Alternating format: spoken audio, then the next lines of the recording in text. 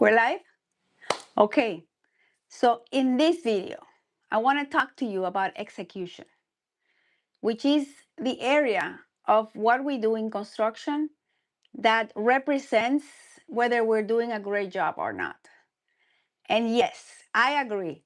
There's a lot that has to happen in construction for us to be successful and be able to deliver on time and on budget. But in execution, when the work is getting done, is where it's materialized. Turning backlog into cash, getting the work that you have in your backlog done for for the owner to approve, getting done on time and on budget. That's why we get paid on time and on budget. So let's talk about three pillars for the execution area. Just to make it simple, there's a lot, I agree, that has to happen for you to be successful, but at the core, it's all grouped in three areas: planning, the machine that is going to turn this execution into excellence, and controls. So for me, it's been about getting clarity in the planning process. Planning is key, and planning determines whether you're going to be successful or not. Why? Because planning is where you're going to gain clarity. You gain clarity about what has to get done, who has to do it, what's the criteria the owner wants. You get alignment. You understand really well how you're gonna how this is gonna materialize in the process as as as far as the timeline. You get the definition on the outcomes. So I remember a project that I did. I was called to finish a project that the previous team was not able to make progress. The project was 20% complete, yet the budget had been spent. They had spent in the let me see, 20% complete, but in terms of money, it was like 80%. So there was a disconnect. The time that was remaining versus the amount of money they had left is another way to say it. You always want to have a similarity. And several things can happen. But the point I'm making is that clarity on the outcome. What do we want to do? Why is this important? And how are we going to do it? At the very basic level. So what we're doing, we know, right? We have plans and we have specs. Why is this important? A lot, a lot of clarity around that. And so aligning the outcomes that you have as a contractor or as a trade partner with the client is crucial. Yes, there's planning, of course, the technical planning that a P6 schedule, a Primavera schedule will produce. It will give you the journey that has to happen in the project, the critical path of the project, and it will create like a framework on what to prioritize. Very important. Very important. And a lot of people don't know how to do a planning schedule. So that's another topic. But planning the work is crucial. But at the high level, give clarity as to what's the outcome. And for that, you have to go like 30,000 foot elevation. What's the outcome? Give clarity to the team. How much money are you supposed to make on this job? How many days are we supposed to be here? Right? You would say this is basic, but you have no idea how many people you ask, what's the timeline on this project, and they don't know. When is this? How many days do you have left? And you have no idea how many people are working on that outcome on the project, part of the team, and they have no clue on where the project is. So communication of expectations during this planning stage is crucial. For us, we've been able to, we've started to kind of be creative around this because as the like kind of taking leadership, right? You want to say you're supposed to know. You have the contract, you're responsible, but often the outcome is really not met. So if you want to step up your leadership, you want to create this plan and communicate it. Create gatherings around the team to elevate everyone, co-elevate everyone, and add value. More people have focused on so many other things, and it just put in their heads they have a limitation. They have a belief that they think gaining clarity or planning is just going to take a long time. And that's a misconception that I would say comes from lack. Planning does not take more time, but in your head you think it takes more time. Not planning has a high cost for you, for your life, and your productivity and your budget. If you don't plan, you plan to fail. I had that misbelief that it was better for me to do it myself, and that planning was going to take a long time, until I realized that that belief was related to possibly an experience in childhood where I felt like I was being controlled. But that is a misbelief. And in reality, when I started to apply planning in my life, it created freedom. It created freedom for me to do more of other things. And so planning makes you prepare for success. So it's not easy if you haven't done the if you haven't designed that habit. But what makes it easy is really understanding what you want. When you have clarity as to what you want, but more than anything, why is this important? Then you create whatever avenues you need to create, make the changes that you need to make in order to make planning a priority. As a CEO, it started with me, right? Yes, the project requires you to plan. If you don't get planning kind of to a basic level, at least, you won't get paid. So we actually have to do it. It doesn't mean, though, that planning is taken to a level of culture, which means that you plan for everything.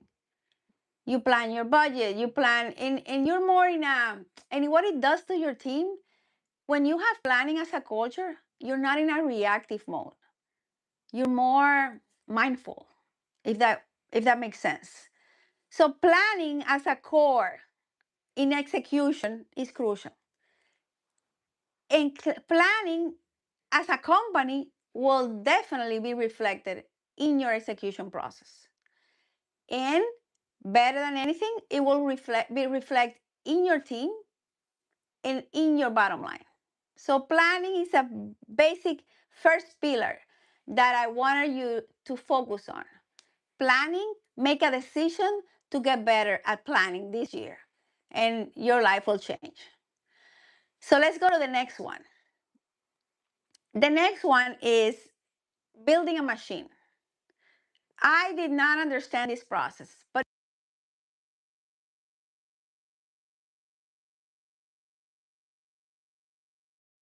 imagine that imagine that you have a factory. Your project is a factory.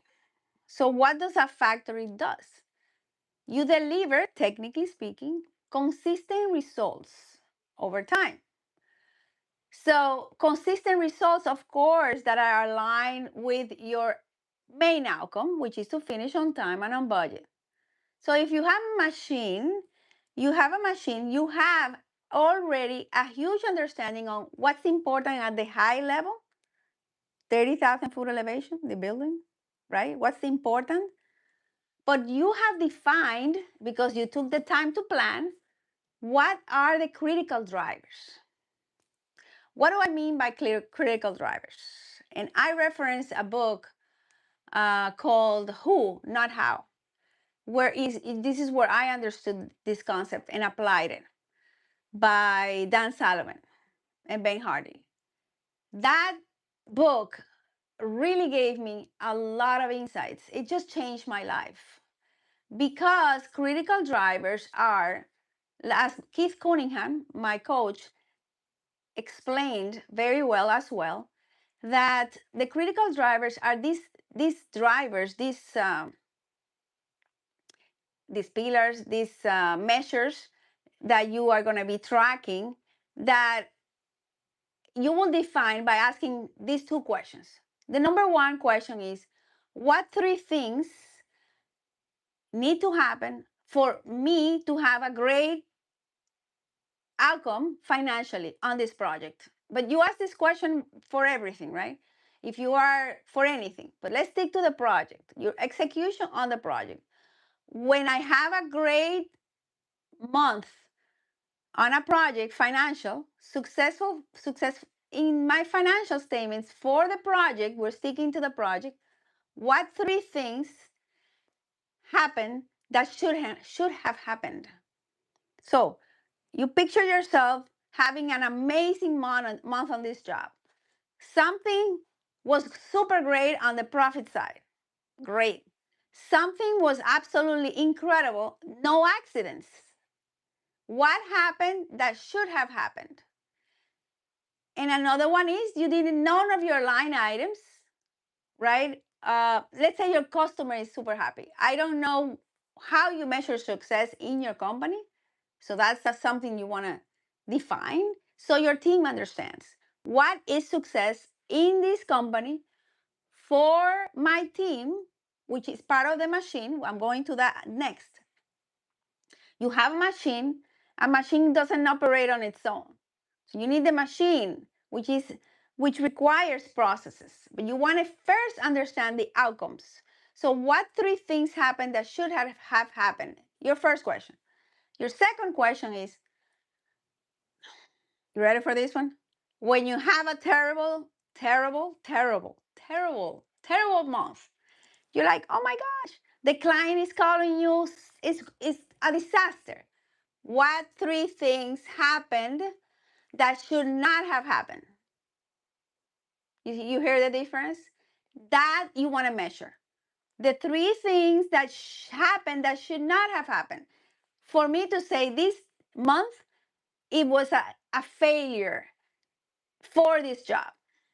And that could be that it affected risk, it affected safety, quality, that you have to redo some work that is going to cost who knows how long. The schedule got affected substantially.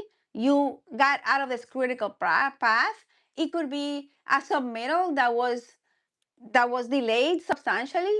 It could be that you needed to have a crucial conversation and on certain amount of on certain time and you didn't have it. That could be one of the three things that happened that should not have happened. So there's plenty full of that, but you want to track it. The challenge here is a lot of times teams don't like to share when things go wrong. So you, as the owner or the lead of the project, you might be the last person to find out, or you might be the one that finds out when the job is complete, which is a bad time to find out because by then it's costing you a lot. Maybe it is a decision that you needed to make and it wasn't made. Because sometimes, as you have heard me talk about, no decision is the worst thing that can happen to you. So, number one pillar, planning. Planning. There's always time to plan.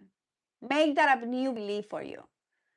The next one is the machine, which we're talking about. The machine is the one where you're going to define the critical drivers first. The next thing for the machine is the processes. What's the system? What are the processes? The training, the procedures, all the things that you need to make sure that the outcome is delivered on a daily basis, right? Like creating a roadmap. A yellow brick road, like my coach Keith Cunningham says, creating the yellow brick road. So, and the next one is having the right people on the right seat. And you've heard this by many people. Probably the one that is being more challenging for me is having the right people. Because and I think this is one of the things that people complain about all the time. No wonder you see AI exploding and you see robotics exploding. Because one of the hardest things to understand is human behavior. Why people do what they do. Why do we do what we do? We want to do something, but we do something else. And the same thing is in business, right? You attract a bunch of people to your organization to deliver on an outcome, but many times we don't really understand if they can actually deliver because people say they can do things and they don't necessarily can. So you can find out, you can design a scorecard to determine if the person can actually deliver on what you want. But that is also comes with clarity. So I know I might have gone a little bit off topic, but I would just want to give you so much. I want to condense in one video everything that I have learned that has served me. But let me go back. So the second pillar is creating a machine that can deliver consistent results, right? The machine. For the machine, you need to have clarity on the critical drivers. How do we know this machine is functioning at and optimizing what needs to be optimized and downplaying what doesn't need to be what doesn't create an impact financially for our business or for our client. The next one is that we have to have the processes. The people that we have, they need to have a clear path, as clear as it can be. But when we know that if you hire A players, they don't need to have to be micromanaged. But A players need clarity, right? And they need clarity at the hiring point when you're hiring them. And they also need to understand, what do I need to do to score an A? What does an A looks like in this company? They want to be measured. They want to have conversations about doing better. How am I doing? They want to have clarity around that. That's why I talk about clarity. So I, it's really crucial for any leader, any person to have clarity in your life as well. So you want to have the right people. That's the third one. So we need to have clarity on objectives, critical drivers. We want to have number two, clarity around the process. You see, that's going to take you some time to do it, but you're going to have to do it one time and then just update it. But the massive impact is in the team, because you can deliver to a project job site at the right time all the material, all the labor, all the equipment, all the material, and have your schedule. But if you don't have the right team to push that, to drive those outcomes, you might have a hard time. I would say you're not gonna score an A. The people is crucial in our industry. People is crucial component in anything. So you want to be able to understand how to hire the right people. You want to understand how people can impact your cash flow. You want to understand how can they affect you and why. And you want to measure and have these conversations that sometimes we take a long time to have. I don't know why are we afraid to talk to people about what do they need to do to be successful in your company. And I'm telling you, I've been afraid of that myself, because we do not want to hurt people, but we're hurting ourselves and hurting them as at the same time. And I'll do content around people in another recording. So the next one. The next one is control. And what do I mean by control? I'm not saying be breathing on people's neck. I'm saying define the path of success and have scorecards and have dashboards that let them know how they're doing and let you know how they're doing and intervene, create a mechanism so that you intervene or who the proper manager intervenes when it's necessary, not when it's too late. So that means you're measuring. You're measuring you're measuring the budget, you're measuring the schedule, you're measuring the relationship with the client, you're measuring in a detailed way your budget where important line items associated with the critical path are being watched. And of course, you're not going to be the one doing this. So you create a mechanism where someone wakes up every day to look at your budget. How are you doing in your project? Somebody has to have that focus. An important focus that also tells you how your execution team is doing. How are you doing on delivering outstanding results to your client? Finishing on time and on budget is your bill. Your billing is a great way to understand if you're doing well or not. It's a great way to control. If cash flow is a problem, you have a people problem for sure, for sure, and a clarity problem. They don't know that how they're impacting you financially, and you are not measuring right. You might not have the machine. You don't have the system, but you want to make sure that you're measuring the success of a project. And when a project is late, it's an indicator that you probably are not billing on time. When a project is not giving you the cash flow that is anticipated, forecasted, it could be an indication of several things that could be very, very, very, very important later on. For example, if you're not bringing in the cash, the money that is equivalent to the amount of money that is going out that you're spending, well, it could be a reflection of several things. You're paying people on a salary to perform certain activities, but the activities are not, it's not sufficient to bill the amount that is projected in the schedule of value. So you're coming out short.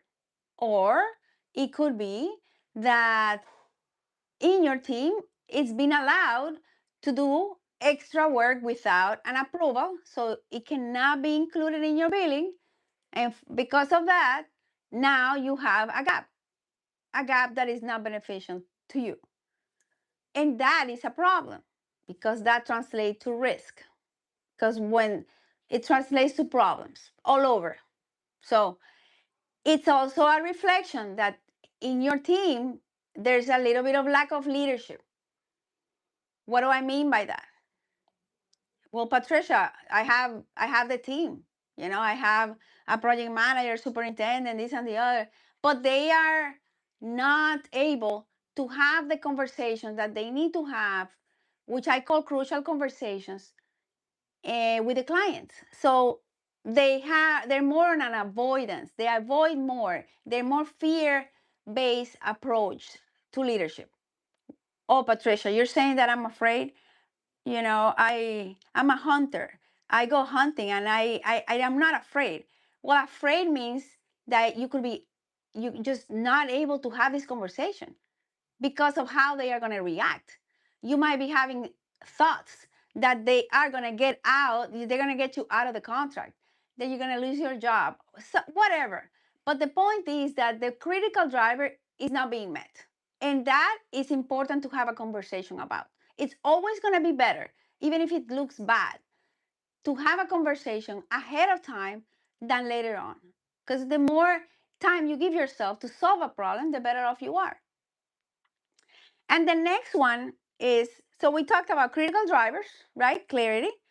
We talked about um, processes, and we talked about having the right people to deliver. That probably is the most difficult one for me. It's been the most difficult. But you know what? It's the most beautiful, because I believe there is, for me, I believe in people, sometimes more than I should, but I believe in people more than sometimes they believe in themselves, which to me now this is a sign. I I I have to caution myself not to put more, not to believe more in somebody than they have the ability to believe in themselves. So I learned that the hard way, but it was a really good learning for me. Sometimes people are not ready.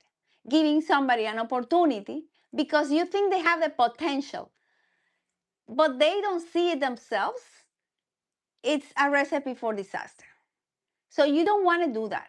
You want to have a clear document when you're interviewing and hiring, identifying what does it take to be successful and what are the outcomes that you expect this position to fulfill for you.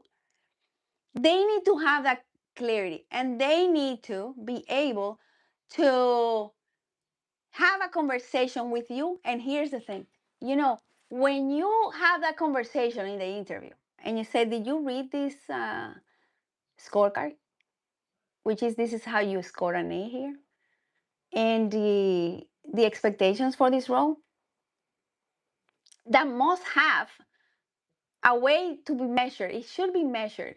When you have that conversation and they say, yes, yeah, can you deliver? Yes, yes, yeah, yeah, yeah.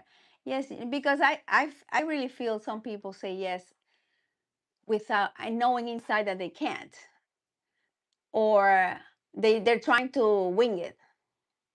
But when you ask that question, the next question for you, even if they say yes, is not to say, oh, yeah, is to ask them how.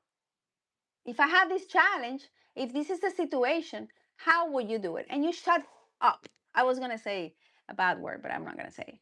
You listen, let them talk. Don't answer the questions for them.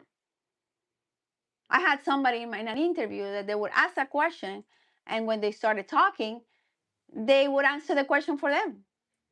So you kind of free them from the opportunity to dig inside of them. How will they get it done?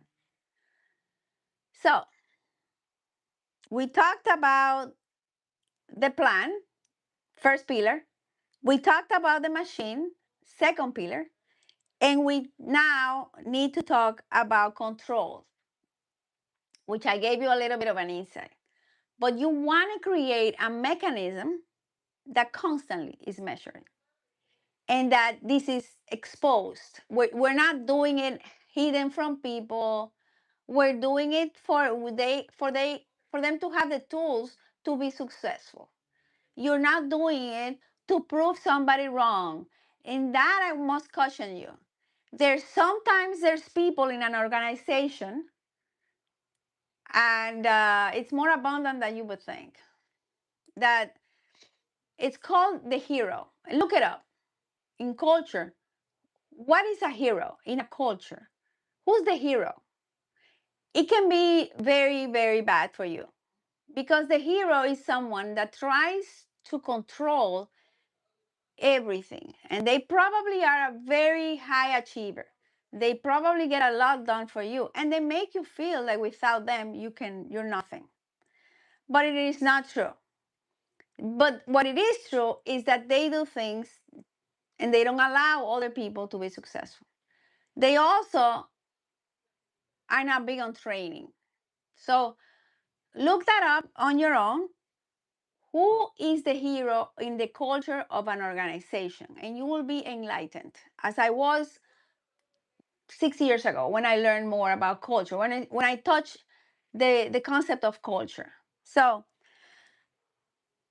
one thing you want to control, make sure that you're controlling, is the progress on the critical drivers. So if you heard me say the first pillar was planning, and you heard me say critical drivers, the things that are going to, the three things that happen to let you know, let the team know that they are successful in the eyes of the client, and they are successful in terms of profitability, whatever matters to you.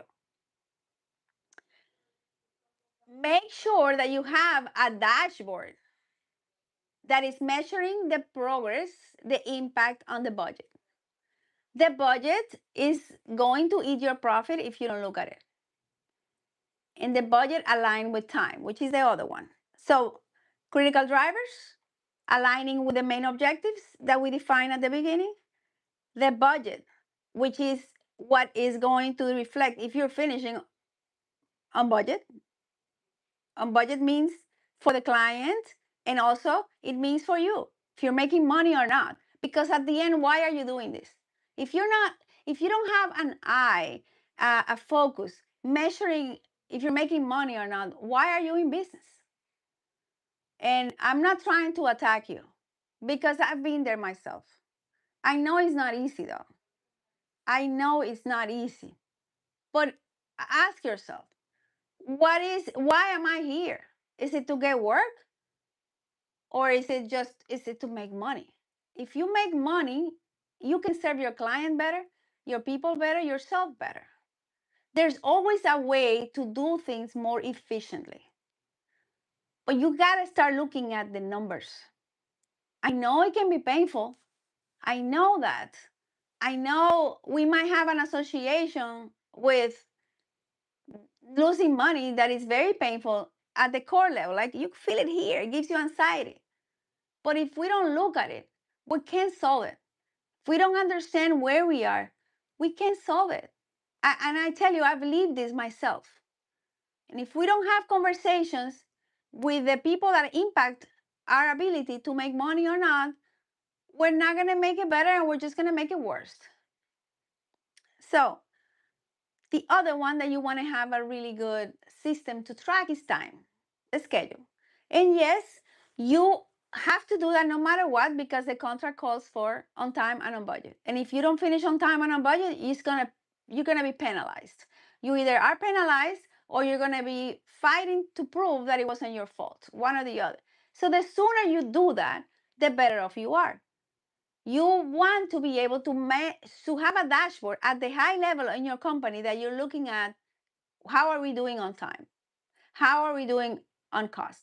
And we, as a result of bad experiences, develop an approach, a risk management approach to be looking at this from different angles. So you want to do this because you're protecting your ability to make money and grow as a company. I mean, let that sink. That's why you're in business. So whatever you have to do to make sure that you're executing the way you promised to the client, you have to do. You want to make sure that you are planning, setting time aside to plan. You want to make sure, and we already described before what that means. You want to create a machine that can deliver consistent results, and you want to have a big focus on hiring the right team and giving them the right tools and the roadmap to be successful. You want to measure that. By measuring that, you're early and looking at it, you're able to solve problems earlier and make sure that you're delivering on the outcome that you defined at the beginning. Well, I hope this video helps you make more money, be more successful, and I assure you, be more happier. So with that, I wish you success. I wish you a lot of blessings. Until the next video. Bye now.